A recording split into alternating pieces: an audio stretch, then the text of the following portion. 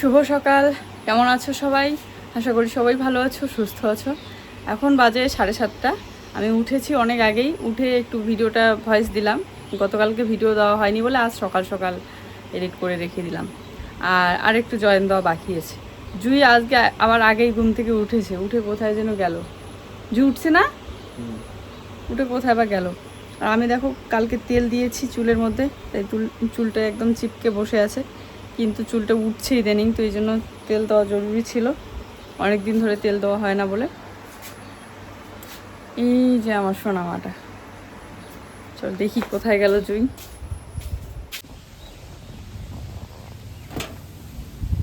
কি করো সকালবেলা উঠে ধুলে বাড়িতে খেলা করো? আসো এখানে, আসো এখানে আসো। ধুলে রান্না না, কাশি হচ্ছে। আজ হঠাৎ সকালবেলা দেখি ওর একটু কাশি হচ্ছে।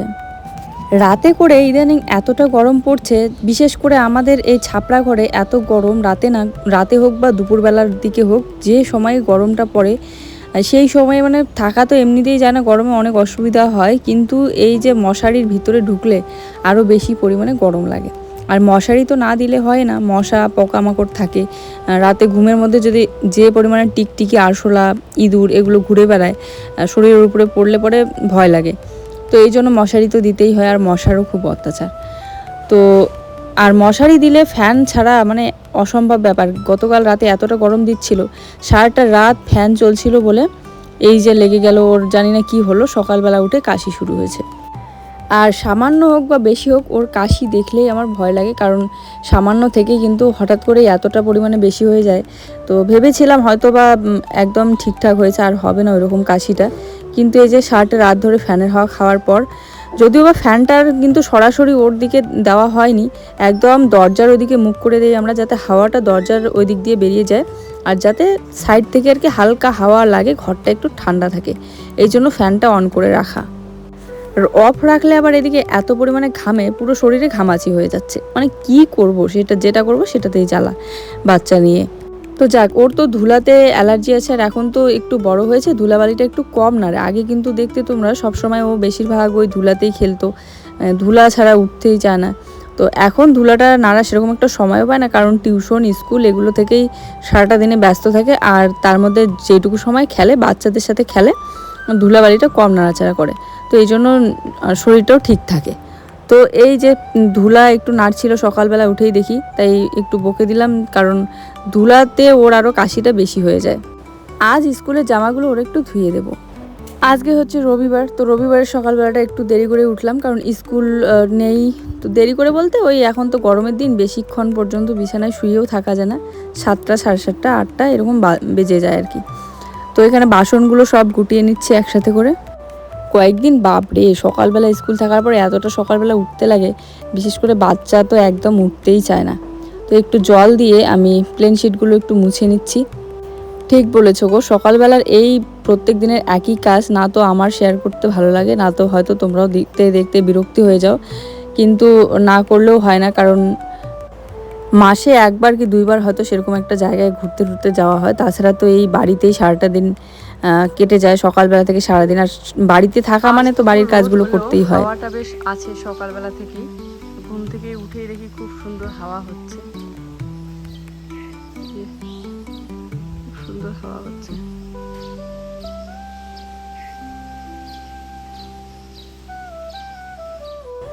সকালবেলা উঠে বাড়ির ভিতর থেকে খুব সুন্দর একটা প্রকৃতির মানে অনুভব নেওয়া যায়, কারণ এই আমাদের নতুন ঘরের মাঝখানটাতে দাঁড়ালে ওইদিকে বাবুই পাখির বাসা দেখা যায়।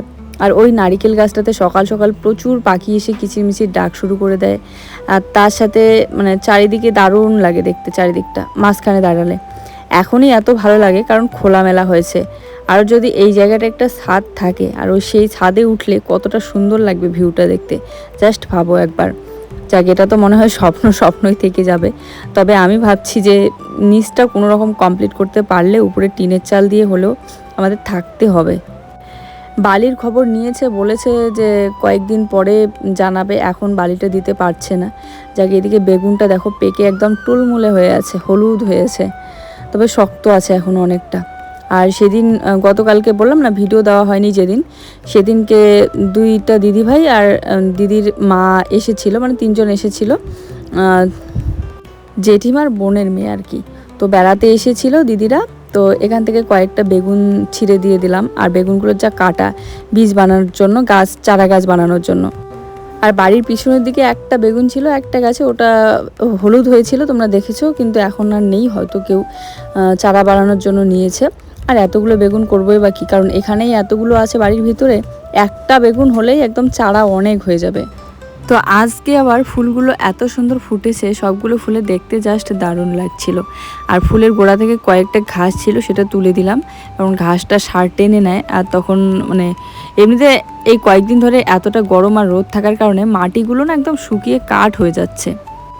বিশেষ করে যত চারা লাগিয়েছি টবের মধ্যে, সব টবের একদম গোড়াগুলো এতটা শক্ত হয়েছে যেন মনে হয় গাছগুলো বাঁচবেই না, জল দিতে হবে।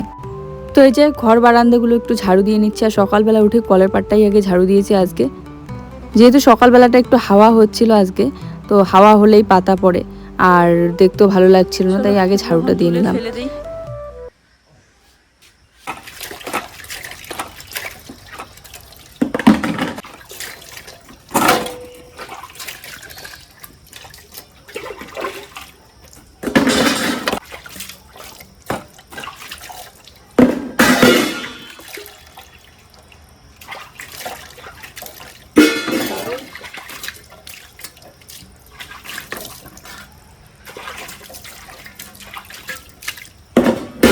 প্রত্যেক দিন সন্ধ্যাবেলা এই গামলাতে ফুল 1 গামলা জল তুলে রাখি, আবার বাথরুমের ভিতরে বালতিতে 1 বালতি জল রাখি।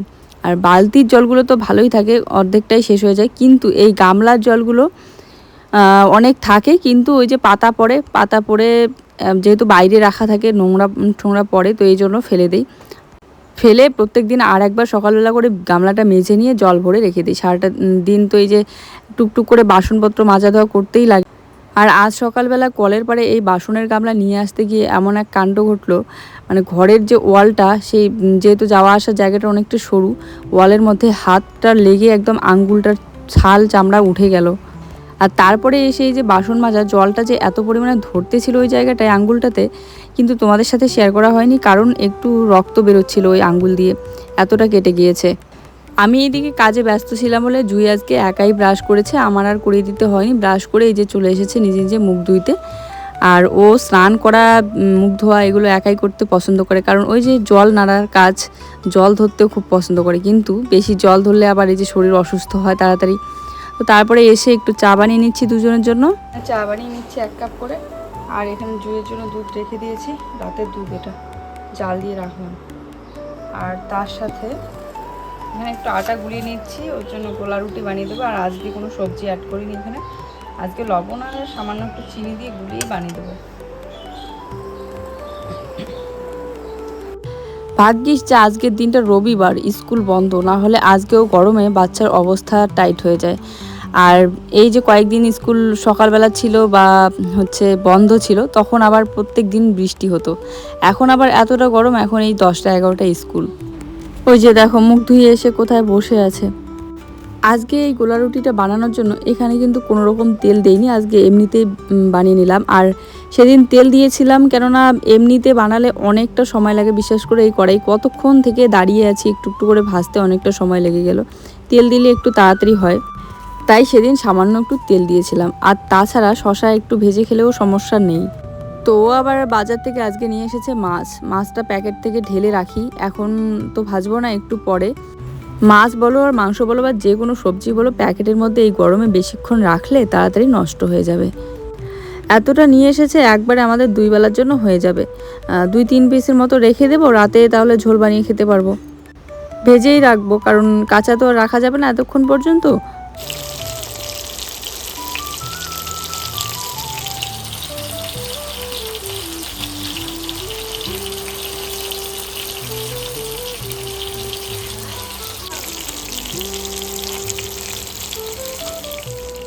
এমনিতে রবিবার তো ক্লাস থাকার কথা না, আজকে ছুটিই ছিল সব কিছুই। তো গতকালকে আবার হঠাৎ করে স্যার গ্রুপে মেসেজ করে বলল যে আজকে ক্লাস করাবে, মঙ্গলবারেরটা।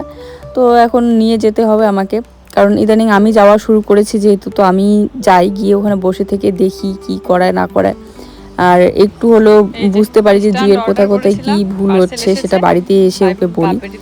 তো যাই হোক, যেহেতু আমাকে আজকে নিয়ে যেতে হবে, আর আজকে দুপুরবেলা 1:30টার দিকে, তো এই জন্য তাড়াতাড়ি করে সকাল থেকে কাজগুলো করছিলাম। এদিকে স্নান করে যে ফুল তুললাম, এখন পূজা দেব। আর যেহেতু আমার এদিকে কাজ করা দেখে দেরি হচ্ছে বলে জুয়ের পাপা ওদিকে মাছটা ধুয়ে মাছের ভাজা বসিয়েও দিয়েছিল। কি পার্সেল খোলাই তো স্ট্যান্ড স্ট্যান্ড স্ট্যান্ডটা ভেঙে গেছে না, ওই জন্য অর্ডার দিছি, বুঝছো?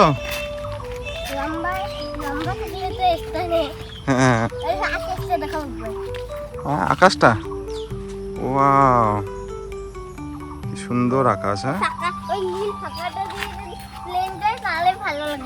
হ্যাঁ তাহলে খুব ভালো লাগবে। আর স্ট্যান্ডের সাথে কি ছিল? ও দেখো মেমি এখানে দাঁড়িয়ে দেখতেছে।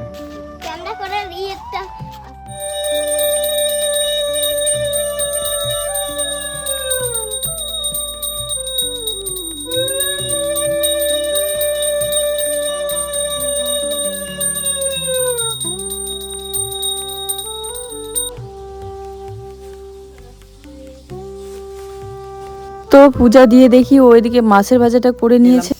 আর এই যে বলেছিলাম না আমার স্ট্যান্ডটা ভেঙে গিয়েছে, তো এই যে স্ট্যান্ড, নতুন স্ট্যান্ড আসলো এখন সবে, সেট করা হয়নি, অনেক দূর পর্যন্ত লম্বা দেখতে পাচ্ছ, আরো অনেক লম্বা হবে। তাহলে ভালোই সুবিধা হয়, নাহলে খুব অসুবিধা হয় ছোট স্ট্যান্ডে সবসময় যেখানে সেখানে রাখাও যায় না। যেমন কলের পাড়ের কাজ বা জলের কাজ করলে মোবাইলে পড়ার চান্স থাকে ছোট স্ট্যান্ডে রাখলে পরে। আচ্ছা দেখো এটা কত সোজা করে দেবো? হ্যাঁ একটু বাঁকা করে দাও। হ্যাঁ হালকা করে। চলো, আর আজকে শ্যাম্পু করিনি, একটা দিন রেখে দিই, কারণ আজকে একটু তাড়াও আছে। আর ওইদিকে যে মাছের ভাজাটা করে নিলে,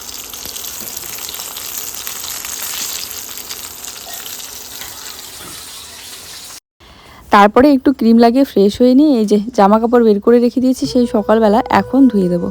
এতক্ষণ সময় পাইনি, তো জুয়ের স্কুল ড্রেসগুলো না ধুয়ে দিয়ে যদি যাই চলে, পরে আস্তে আস্তে রোদটা সেরকম নাও থাকতে পারে, আর এগুলো না শুকাইলে কালকে আবার স্কুলে যাবে, তো এই জন্য আগে ধুয়ে দিয়ে তারপরে যাই।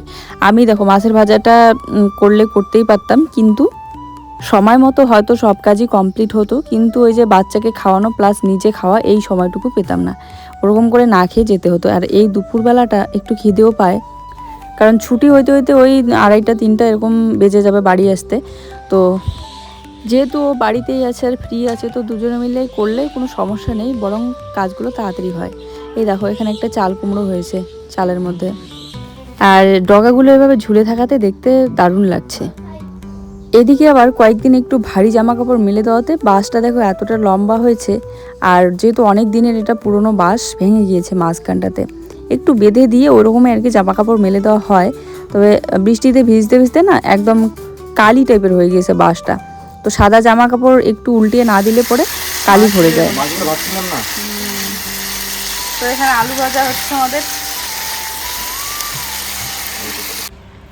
তো এখানে এই যে ভাতটা শুধু আমি করেছি, আর ও মাছের ভাজাটা করেছে আর আলু ভাজাটা করেছে, কারণ আমার এদিকে হাতে সময় ছিল না।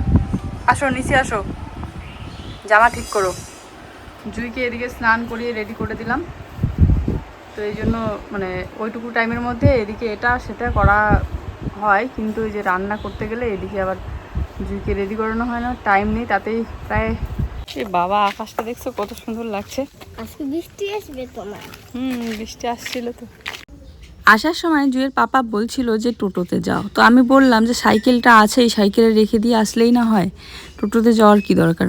আর এই দুপুরবেলা রোদে বাজারে টোটো মাঝে মধ্যে থাকে, মাঝে মধ্যে থাকে না, তো সাইকেলে রেখে ও গিয়েছিল বাড়িতে।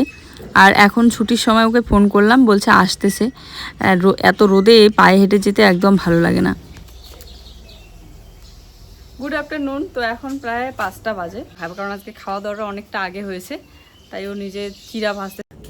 দুপুর 12:30 বা 1টার দিকে ভাত খেলে তখন আর খেতে মন চায় না সারাটা দিনে, কিন্তু খিদেটাও পরে পায়, কারণ সারাটা দিনে এখন অনেকটা সময় থাকে, তাই না, অনেকটা বেলা আর কি। তো বিকেলবেলাটা যেহেতু একটু খিদে পাচ্ছে, জুয়ের জন্য একটু ম্যাগি বানিয়ে দেবো আর আমাদের জন্য চা চিড়া ভাজা। তো আমি এদিকে উঠোনটা ঝাড়ু দিচ্ছি, সাইকেলটা একটু সাইড করে রাখলাম। আর প্রত্যেক দিন ও সাইকেলটা নিয়ে এসে একদম দরজার মানে বারান্দার সোজাসুজি রেখে দেয়। বারান্দা থেকে বেরিয়ে বাচ্চাই এইটুকু রাস্তা দিয়ে, মানে যেহেতু সরু এখন যাওয়া আসার জায়গাটা, হাঁটাচলা করে, তার মাঝে একটা সাইকেল থাকলে দৌড়াদৌড়ি করে মাঝে মধ্যে পড়ে যাওয়ারও ভয় থাকে, এত বলে একটু সরিয়ে রাখতে। তার মধ্যে এই যে রডের মাথাগুলো বেরিয়ে আছে, বস্তা দিয়ে আমি বেঁধে দিয়েছি দুই সাইডেই। এই যে এই সাইডটা তো বেঁধে দিয়েছি।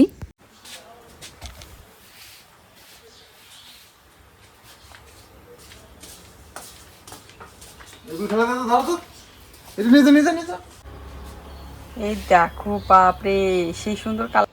তো চলো, এদিকে আমাদের চা চিড়ে ভাজা রেডি। জুইকে ডাকতে বললাম, সামনের দিকে খেলছে। আর সন্ধ্যা লেগেই যাচ্ছে, তো ওর জন্য ম্যাগিটাও বানিয়ে নিচ্ছি। আজকে ম্যাগিটাই দিই, কারণ দুধ নিয়ে আসতে একটু দেরি। এখন প্রায় মানে কি বলবো, গোধূলি বেলা আর কি, সন্ধ্যা লাগবে, এদিকে বিকেল। এখানে পুরো একটা ম্যাগির প্যাকেট আছে, আজকে পুরোটাই বানিয়ে নিলাম। অন্যান্য দিন মাঝে মধ্যে অর্ধেকটা বানিয়ে দিই, অর্ধেকটা রেখে দিই। আজ ভাবছি ও যতটুকু খাবে আর না খেলে পরে ওইটুকু আমি খেয়ে নেবো। আর জানি যে আজকেও এতটা একদমই খেতে পারবে না, সামান্য একটুই খাবে হয়তো, কারণ আজ যেহেতু ওর একটু কাশি হচ্ছে। তো ওর কাশি হলে না খাওয়া দাওয়া বেশি একটা করতে চায় না। সে যতই ওর পছন্দের খাবার বানিয়ে দাও না কেন, ওর এনার্জিটাই পুরো লুজ হয়ে যায়। তো এই যে আজকে কিন্তু ওর পছন্দের ম্যাগি কিন্তু ও পছন্দ করে। অন্যান্য দিন দেখো তোমরা যে পুরোটা বানিয়ে দিলে পুরোটাই খেয়ে নেয় প্যাকেটের, তো আজকে কিন্তু কয়েক চামচ শুধু খেয়েছে। আবহাওয়াটা এখন আবার একটু পরিবর্তন হলো, মনে হচ্ছে যেন হালকা হাওয়া হচ্ছে, তাই ওকে বললাম যে এই মাঝখানটাতে বসে খাই। হাত মুখ ধুইছো? ভালো করে ধুইছো ঘষে ঘষে?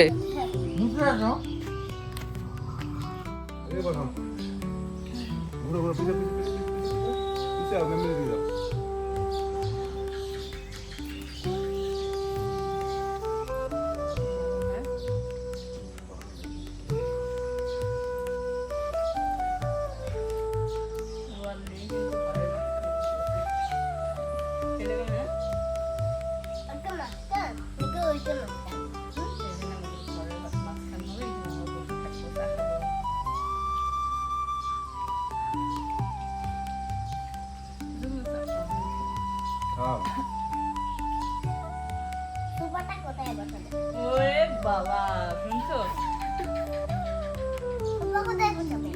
কখনো দেখো সুপা, এইখানে বেড, ওইখানে বেড থাকবে, বিছানা, এইখানে সোফা থাকবে।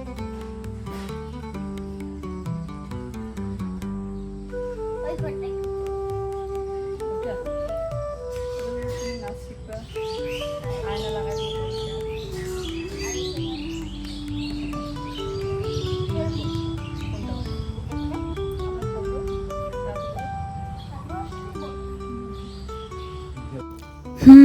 কি আর করব, এরকম করে এই তিনজনে মিলে আমাদের নতুন নতুন স্বপ্নগুলোর কথা আমরা গল্প করছি আর এই বিকেলের আড্ডা দিচ্ছি, চায়ের আড্ডা, ম্যাগির আড্ডা। মেয়ের স্বপ্ন দেখো, আবার সোফা কোথায় বসাবো সেটা নিয়ে ভাবছেও। আর ঘরের মুখটা এই সাইডে করার কারণ হচ্ছে একটু একটা জানালা হলেও আমার একটু খোলামেলা জায়গা লাগবে, যাতে জানালাটা খুলে একটু মানে ফাঁকা থাকে। পাহাড়ের মতো, অর্ধেকটা কালো, অর্ধেকটা আবার সোনালি রং। বেলার মানে সূর্যটা ডুবতেছে না।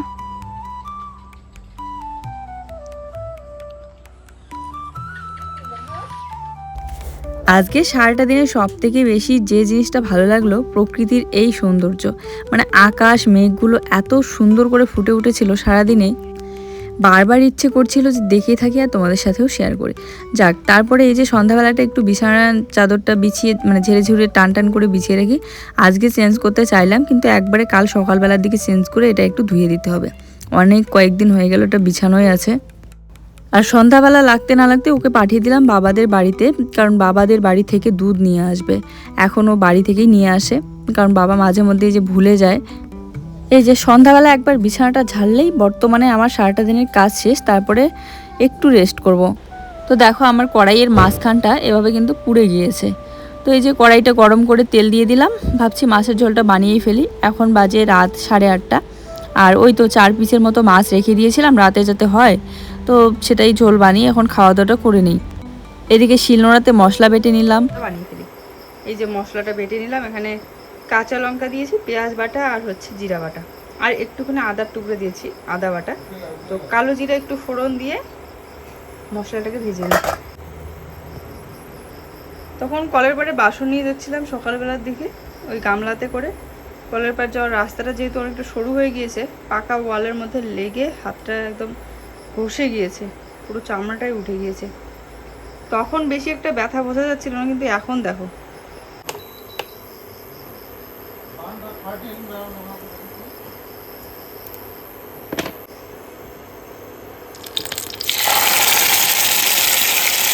একবারে দিয়ে দিলাম সব মশলা।